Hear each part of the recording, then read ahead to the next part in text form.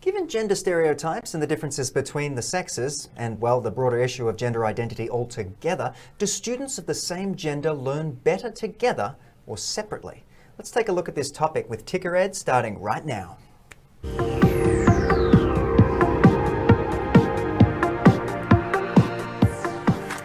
good to have you back. Hello and welcome to Ticker Ed, where we will be unpacking and examining the way we teach, listen and learn. From primary education through to university and beyond, Ticker Ed is backed by the team at Enquiry Tracker, who are the all-in-one solution for schools to easily manage their future families.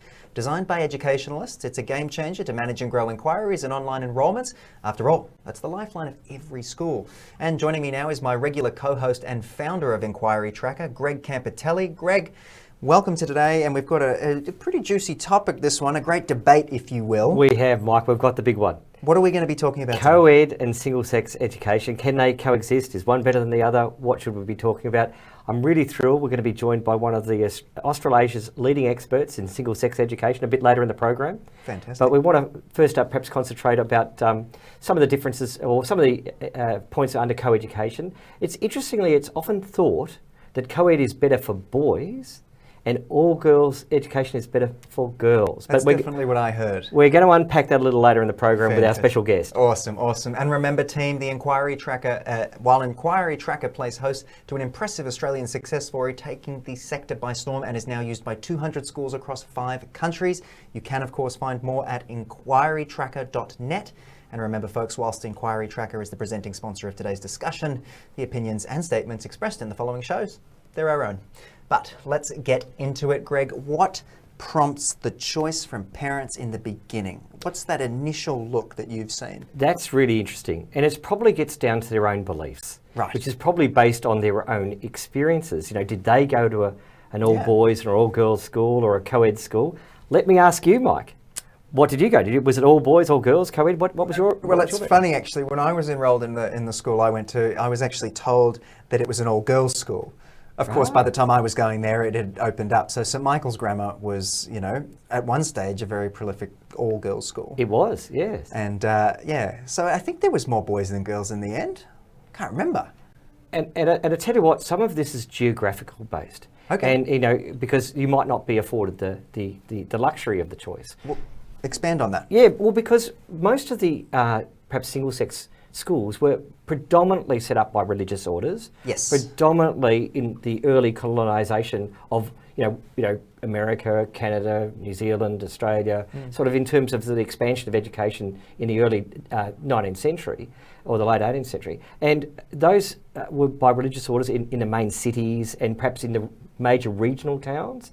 Today, it's very rare to see single-sex schools being open. Perhaps in Australia, there are other parts of the world that it's different in terms of culture, and we'll get to that in a moment. But generally, that's the impact of geography that can have on it. It's interesting. Now, research tells me that in Australia, of the 9,500 schools, the landscape is made up 90% co-ed and only 5% for each sex. How does that compare internationally, do you think? Well, it's really interesting. It depends where you're looking in the world. Okay, right. If you're in the Muslim world, yes, predominantly, obviously it's dominated by single-sex education. As we've heard recently out of reports in Afghanistan, for example, some of the challenges around girls obtaining education there. Yes. If we're looking at the Western world, it's probably the dominant is co-education, mainly. But interesting, in some parts of the world, like Sweden, for example, they're looking to say, no, it's all co-ed. We're phasing out single-sex education altogether, you know, from a political standpoint. So it does depend on this issue about where you're based in the world and perhaps what religious background you might have. Generally speaking, single-sex education is generally found in the private and independent sector, and generally co-education is perhaps the dominant of the public or the state government sector. Why do we see that trend, just quickly? Well, it's probably historic. Again, Okay. a lot of the independent schools were set up by faith-based education. So religious and political sort of motivations back then. Generally, and if you wind the clock back far enough, the genesis of education can often be rooted in faith-based education. You know, in modern education, I'm not talking about sort of back in the Roman and Greek times. I'm talking about sort of the last 300 years. Yeah. It was kick-started by a lot of faith-based It's interesting. So I suppose my next question is, what are the alternatives to single-sex and co-ed? Is there some sort of hybrid model we haven't thought of? There are schools that offer and let's say you're a K to 12 campus, or you're a 7 to 12 campus. You can offer one that's girls and one that's boys. Then there's and one could call that sort of parallel streams. And then there's mixed offering, where you might say, okay, we've got all girls up until a certain point and all boys up until a certain point, and they come together at the senior years, years 9 to 12. There's many schools like that. Then it's sort of a hybrid model. And I know one school, for example, has an all boys campus and a co-ed campus.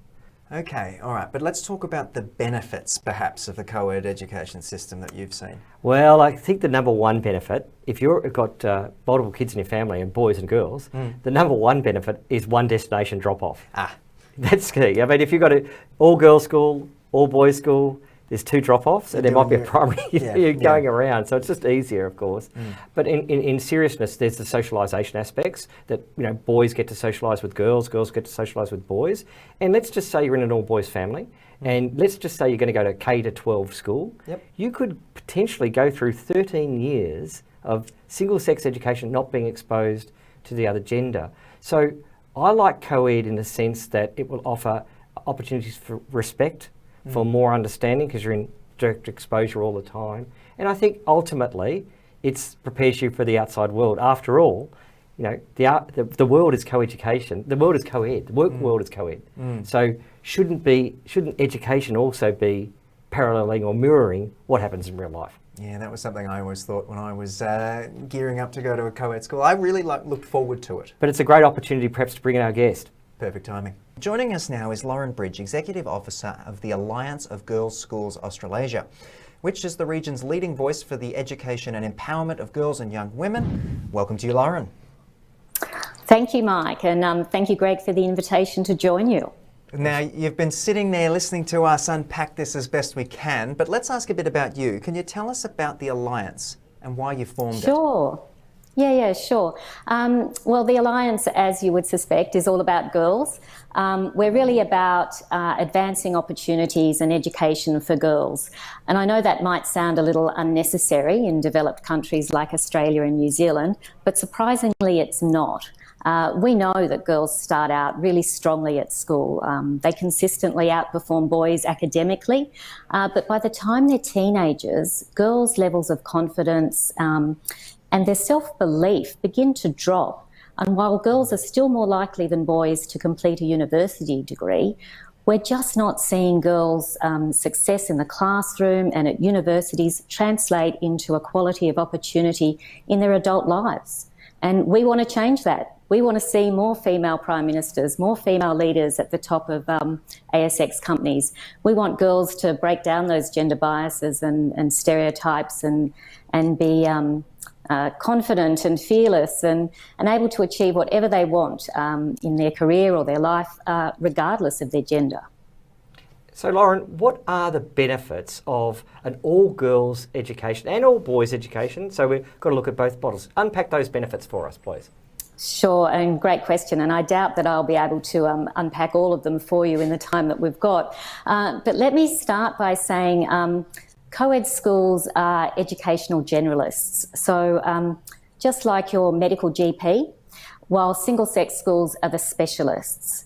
So every lesson, every program, every activity in a girls' school is tailored for girls, and the same for boys, of course. From the teaching strategies to the wellbeing programs, it's all focused on putting girls first and what girls need and providing them with the optimal learning environment for them. I guess another key benefit is that single-sex environments have been shown to be really effective in reducing gender stereotype beliefs. So things like girls are better at creative and humanities subjects, or girls are bad at maths, are simply just dissolved when every student in every class is a girl. Girls see that girls can be good at everything, and boys similarly. And girls will thrive in subjects that are typically dominated by boys in a co-ed school. And they learn their own self-worth and value and beliefs without any social pressure from boys. It's actually really interesting that the research into gender bias shows that girls as young as 4 years old perceive themselves to be less powerful than boys, and that by the age of 5, children are well on their way to learning the gender stereotypes that pervade our society. No, it's interesting stuff. And so what does the research tell us about single-sex education, or girls' schools especially? I suppose the research that's been done and the statistics we've seen. Sure, okay. Yeah, look, there's been study after study that shows girls do better academically, socially and emotionally in girls' schools. They're more confident and they feel more comfortable about being themselves. They participate more in sport and physical activities when boys aren't around. They're also more likely to study the STEM subjects, and particularly the harder maths and sciences, and then to go on and pursue careers in those STEM fields. They have higher aspirations and ambitions for themselves. They experience less bullying and less sexual harassment, and so, they feel really safe at school. And really importantly, they feel happier. The research has shown that they're also mentally tougher than their co-ed peers. The latest Mission Australia youth survey conducted during the pandemic actually showed that girls in girls' schools fared much better than the national average on things like mental health, life satisfaction, education and attainment, and professional aspirations. So in a word, Lauren, in a quick word, what would you say to people who said, no, but it's the real world, co-ed is the real world? Give us the elevator pitch answer on that one. So what's the argument against that one? Yeah. So I think you've mentioned this, that the presence of girls in the classroom, this is the argument for co-ed, is that it helps to socialise boys. It teaches them to respect and value women and girls, of course.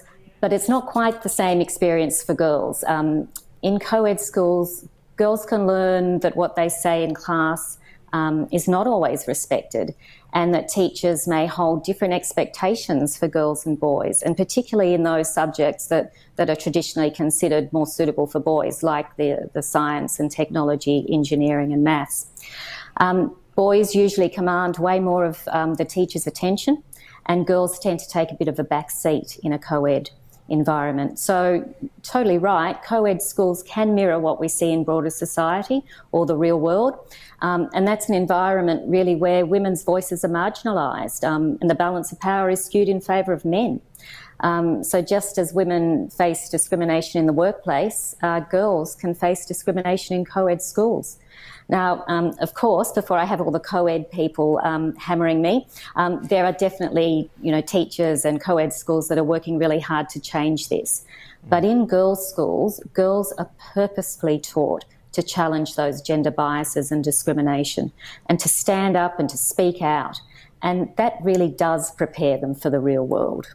Thank you. Yeah, Lauren, that was a great rundown, and it's making me reflect on some of the moments I had at school where, anyone who knows me, I'm a loudmouth, and I'm wondering if there were students around me who, female students who, weren't as loud and things like that. So you've really unpacked both sides of the story today. So thank you again for joining us. My pleasure. Thanks for having me. No worries.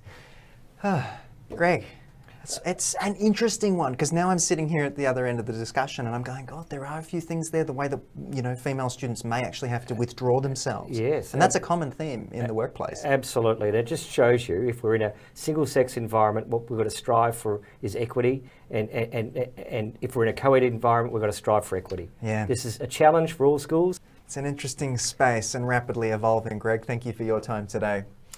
All right, guys, don't forget you can find out more about Enquiry Tracker at enquirytracker.net. The lifeline of all schools is getting those enrolments in future families and fortifying your enrolments. I'm Mike Loader. Thank you so much for joining us on today's program, and I look forward to seeing you again soon. Stay safe.